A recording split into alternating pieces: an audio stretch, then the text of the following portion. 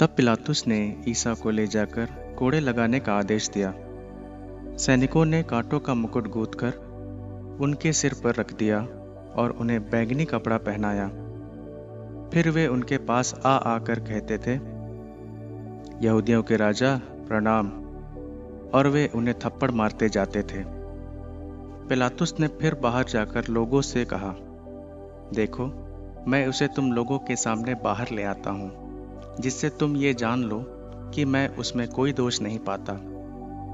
तब ईसा कांटों का मुकुट और बैंगनी कपड़ा पहने बाहर आए। पिलातुस ने लोगों से कहा, यही है वो मनुष्य। महायाजक और प्यादे उन्हें देखते ही चिल्ला उठे, इसे क्रूस दीजिए, इसे क्रूस दीजिए। पिलातुस ने उनसे कहा, इसे तुम ही ले जाओ और क्रूस पर चढ़ाओ, मैं तो इसमें कोई दोष नहीं पाता। यहूदियों ने उत्तर दिया, हमारी एक संहिता है और उस संहिता के अनुसार ये प्राण दंड के योग्य है, क्योंकि इसने ईश्वर का पुत्र होने का दावा किया है। पिलातुस ये सुनकर और भी डर गया। उसने फिर भवन के अंदर जाकर ईसा से पूछा, तुम कहाँ के हो? किंतु ईसा ने उसे उत्तर नहीं दिया।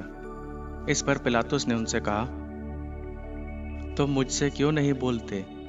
क्या तुम ये नहीं जानते कि मुझे तुमको रिहा करने का भी अधिकार है और तुमको क्रूस पर चढ़वाने का भी?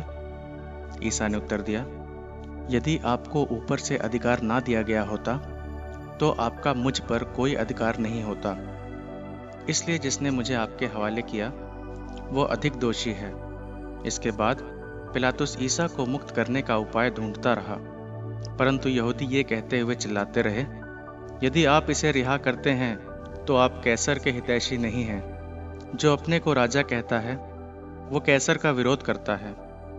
ये सुनकर पिलातुस ने ईसा को बाहर ले आने का आदेश दिया।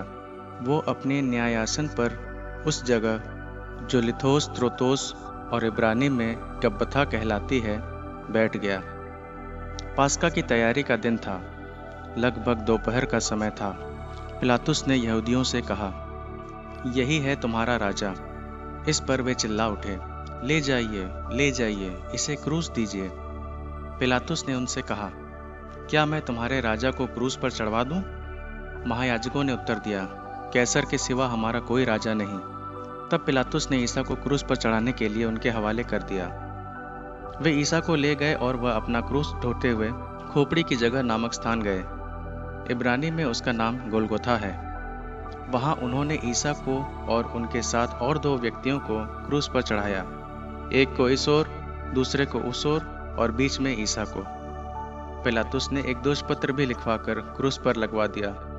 वो इस प्रकार था, ईसा नाज़री, यहूदियों का राजा। बहुत से यहूदियों ने ये दोषपत्र पढ़ा, क्योंकि वो स्थान जहां ईसा क्रूस पर चढ़ाए गए थे शहर के पास ही था और दोषपत्र इब्रानी, लातीनी और यूनानी भाषा में लिखा हुआ था। इसलिए यहूदियों के महायाजकों ने पिलातुस से कहा, आप ये नहीं लिखिए यहूदियों का राजा, बल्कि इसने कहा कि मैं यहूदियों का राजा हूँ। पिलातुस ने उत्तर दिया, मैंने जो लिख दिया सो लिख दिया।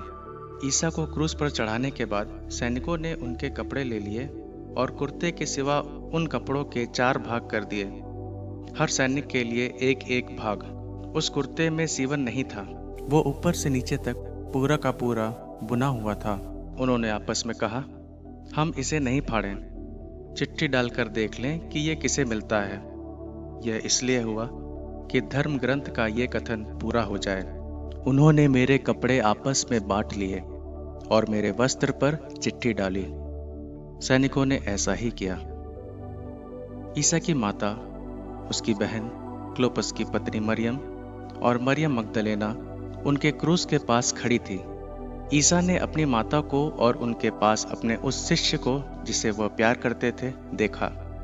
उन्होंने अपनी माता से कहा, भद्रे, ये आपका पुत्र है। इसके बाद उन्होंने उस शिष्य से कहा, ये तुम्हारी माता है। उस समय से उस शिष्य ने उसे अपने यहाँ आश्रय दिया।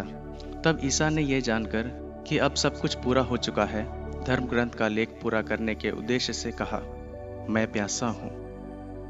वहां खट्टी अंगूरी से भरा एक पात्र रखा हुआ था।